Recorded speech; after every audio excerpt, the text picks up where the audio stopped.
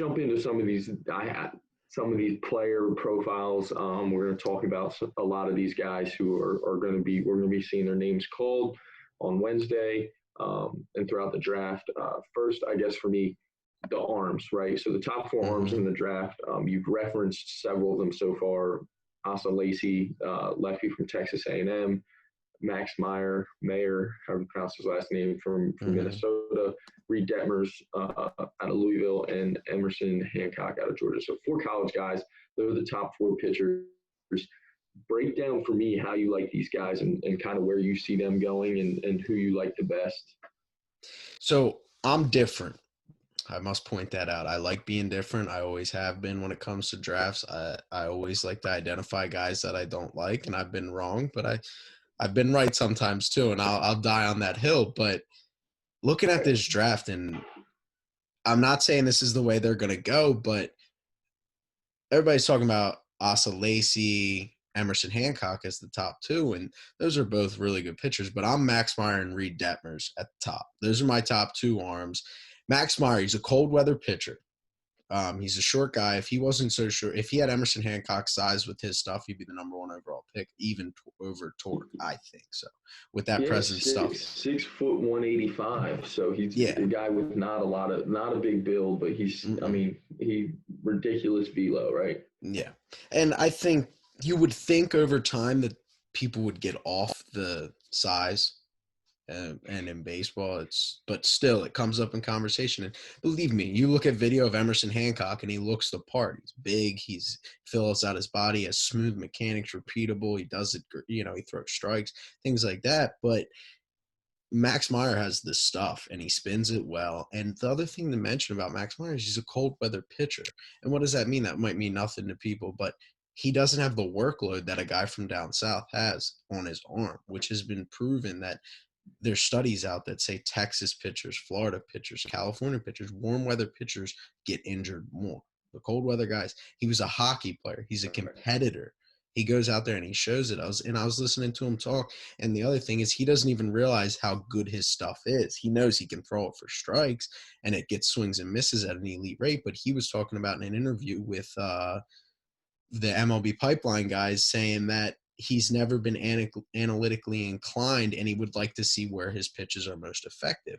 So if he understands that he spins the crap out of the ball with the 4-seam up in the zone with life and throws a slider off that, and not to mention the fact that his changeup generated a 50% swing and miss rate this year, and it has in the past. So that's his 3rd best pitch. I mean, that's 3+ offerings at the big league level. And I was getting a little aggressive on the comps with him.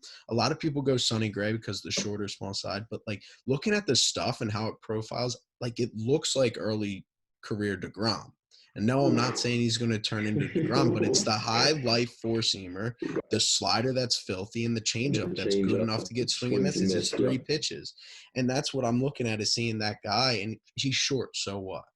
So what? If he dominates, he dominates. Sure, health might come into factor down the road, but there's short guys in the MLB who dominate and who are healthy.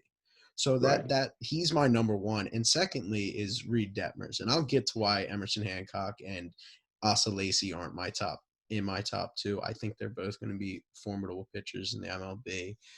But Reed Detmers, when you throw 87 and 90, and still strike out 19 per 9 this year in a shortened season and break Louisville's records of strikeouts in a season, there's something that you do that works. There's something in his repertoire that works. Yeah. Whatever, if he's deceptive, if he gets good extension, if it comes out with high spin, whatever he does with his fastball, it works. And it gets swing and misses in the ACC because he dominates.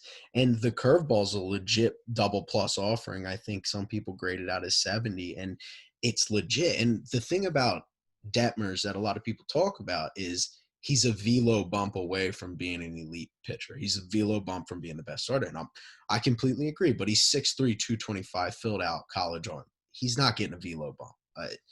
He's just not doing it. He doesn't profile as a velo bump. And if he does, he will be a front of the line starter. But I think he has the potential to be a front of the line starter anyway. Think Rich Hill, but healthy all the time. Yeah. Right? Yeah. Rich Hill's only problem staying healthy. He's in the upper 2s, low 3s every year, but he only throws 120 innings. That's what I think is what I think Detmers has, because it's an 89 to 91 with that curveball and a good enough changeup, and not to mention pitchability, whereas they knock Emerson Hancock for pitchability. A lot of people give Detmers credit for pitchability. You factor all that in. The strikes, the swing and misses are legit. He's going to get swings and misses at the next level. The curveball is going to play, and he's got a starter body, and he's going to throw every fifth day. So, even if the fastball velo isn't what it is hyped up to be in this world, or what Asa Lacy throws, he's still got something going, because he has the same strikeout numbers in a Power 5 conference that Asa Lacy has. Right, and that's the thing that I think. Couple things I really like about this group here in the little research I've done is that, like, they've all played. It's like legit competition. Almost, they've all faced really good competition. They're all Power 5 arms. It's hard sometimes when you're comparing a Power 5 arm to a high school guy. These guys are all playing the same level. So to your point, Detmer's like, his velo's down, but he's on the same. He's competing at the same level as those guys. Yeah. So I really like, just from a little bit I've seen of Detmer's, I like that Rich Hill comp. And like you said, if Rich Hill is healthy. Now, obviously, Rich Hill has experience. The guy really knows how to manipulate the baseball. He's learned how to get big league hitters out. That'll come, right? And as you said, if you're looking this year as an MLB team, shortened draft, everything that's going on, high floor guys, that's somewhere where you want to go with it, right? Yeah. Now, but what separates them from those other two, right? Because you hear so much about Emerson Hancock. You hear so much, and like you said, you alluded to earlier, Hancock was the number one pitcher on the board, and Lacy is obviously, a lot of people have him number two, or those guys 1, 2. So for you, what is it that makes them slightly behind those other two guys? I think the reliever risk with Lacy. So I'll start with Lacy, and there's going to be reliever risk with every lefty, but he's got a head whack and his mechanics kind of get out of sync. But, I dove into some video recently, and his stuff is legit. The fastball is legit. It's got life. It gets swing and misses. The slider is legit. But the one thing I have to mention about Lacy is, and in comparison to Detmers, and why I think Detmer swings and misses are legit, is when you're a lefty with funky 3/4 and you roll up, Fordham's 8, and I said this to you in a text message, Fordham's 8 hitter is 0 for 4 with 3 Ks before he gets off the bus. He's a future accountant. And yes, Detmers did face the early season non-conference competition that Lacy had. So he can't, it's the same thing. But when you're funky and you have that kind of stuff, you generate a lot of middle swings and misses. You miss with fastball, it just gets swings and misses. It's upper 90s. He's bumping 8s with life and spin. And then you throw a slider, it could bounce in the right-handed batter's box. It could hit guy in the knee. When it moves as much as it does, it's just guys are striking out in the on-deck circle. Guys are going up there already striking out. I would have liked to see SEC play and see him face 3, 4, 5 at Ole Miss, 3, 4, 5 every weekend, every Friday night. And I think he would have punched out a lot of guys. I think he would have still punched tickets, but it would have been interesting to see those advanced guys, because even the 8-hole hitter at LSU or Ole Miss or the schools like that, they're not big league hitters. So you start to see those sliders in second time through the order, and you start to see lefties lay off. You start to see people not swinging at the fastball up in the zone. They make you come down, and they don't miss that middle. So I just had to emphasize how important it is to factor in just he's facing college competition. And even the 5 hitter on a really good non-conference team probably doesn't make it out of A-ball if he even gets drafted. And so that's something you have to factor in. As with Detmers, he has high pitchability, more command and control than Lacy has, and he gets the same amount of swings and misses. So you can kind of see why that would play, because he's working the corners, he's throwing pitches intentionally in certain spots. So for Lacy, I think it's just stuff over pitching right now. Does that mean he can't turn into something? No, but he could be a relief ace like Josh Hader one day, and his swing and miss in his 2 pitches could be great. And that's very valuable major leaguer. So it's not to knock Lacy. His profile is amazing. You watch him on video, you'll be blown away. He did it at Minute Maid against TCU with guys just looking like they've never seen a 4-seam fastball up in the zone before, chasing it. And so I think the stuff definitely plays from day one. It plays tomorrow. As for all 4 of these guys, they play tomorrow in the big leagues, and that's what makes them so special. Is we talk about that with the NFL, is these guys are good enough to pitch in Major League Baseball tomorrow. And it'll be interesting to see if we do have a shortened season, if Lacy and Max Meyer are in bullpens, if depending on the situations that they're thrown in, to see if they pitch in the big leagues. But that's my take on Lacy. And for Hancock, like, it's not a knock to Hancock, but he's just a starting pitcher. Like, Right. that's what he is. At worst, he's a low end. At best, he's a mid-rotation guy. The comp I came up to statistically wise is Tanner Roark's best years with the Nats. Sinker, low to mid 90s, good slider off of that, good changeup, throws a lot of strikes, repeats his mechanics. And that's what Hancock is. And that's a very valuable piece. And that's why a lot of people like him with the Royals, is the fact that that's what they like. That's what they covet, is a guy who you know what you're going to get. Sure, he's not going to be an ace. He's not going to go out and punch 250 tickets in a year. He's not going to win a Cy Young. But he could very well have a high 2 ERA if he dials in that sinker, keeps it low, gets ground balls, some decent strikeout numbers around the 8 per 9. But that's what he is. And it's not a knock against Emerson Hancock. I think he's going to pitch in the big leagues for 10 to 15 years if he stays healthy. I don't think that's too much to ask from him. And I think that's a valuable top 10 pick, even top 5 pick, even if he doesn't become an ace. But that's what you're going to knock Hancock for, is the fact that that's just what he is. And for teams that covet that, and for in a draft like this, but that's not what I want at the top of the draft when you have guys like Max Myers without the aren't throws on his arm. He's a hockey player, competitive. You have Detmers with the legit swings and misses and the high floor.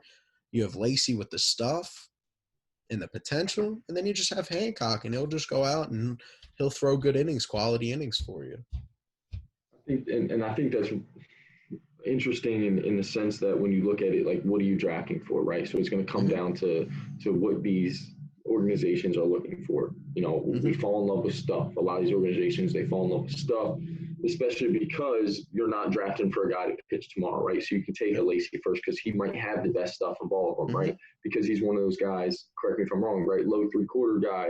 So it looks like it should be a sink and run, but because of the high spin, that's what, you know, you're talking about middle swings and misses, and TCU like they've never seen a 4-seam up in the zone. Well, it's because you're not used to that when it comes from that slot. And that was kind of your point when you were talking about the 4 to 8 hole hitter, right? Like he's over before he gets off the bus because you don't know what to do, right? It's rare to see that. That's, you alluded, you made the comp to Hader. That's what makes Hader so special. It's what makes Scherzer so special. Guys with that arm slot that are bumping high spin, it's mind blowing because normally those guys profile out as low spin, sink and run type guys. So that could make a fish. But if you're an organization who's looking for a guy to come in and just pitch, right? Maybe Hancock is the best guy. Yeah. He can come in, like you said, sometimes that's not bad. Like, hey, he's just a starting pitcher. He's going to be a big league starting pitcher. Maybe that's what you're looking for.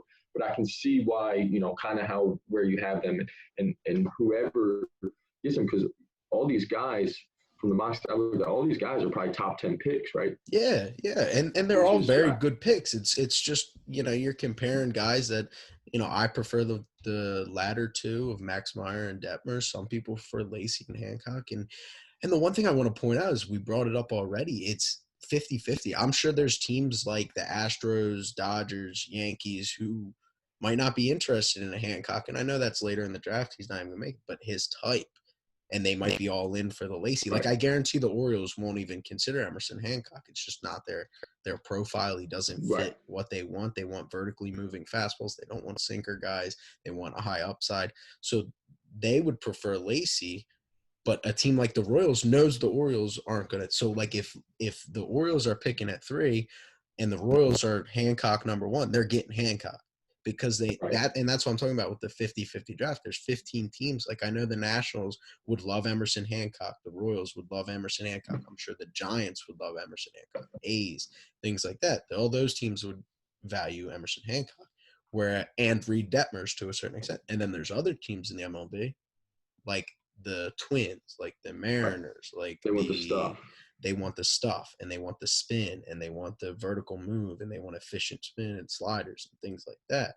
Those teams might covet Max Meyer. So there might be even teams that have Meyer and Lacy at 10 on their board, whereas and they have Hancock. And I'm sure if you knew, you would probably be able to see the trends. And I'm sure there's teams in the middle that are like, it wouldn't hurt my feelings if we had either. But that's basically what it is now. Drafting the MLB and why it's so interesting is teams are at so different points. Thank you for checking out the Backside Groundballs Baseball podcast on YouTube. If you want to listen to full episodes of the show, it is available on every podcast app. If you enjoyed this segment, feel free to subscribe to the podcast as well as here on YouTube. Be sure to help us in spreading the podcast to baseball fans everywhere by rating, reviewing, and most importantly, sharing. If you ever want to reach out with a question or just to talk baseball, feel free to follow us both on Twitter. Our inboxes are always open. Links are in the description.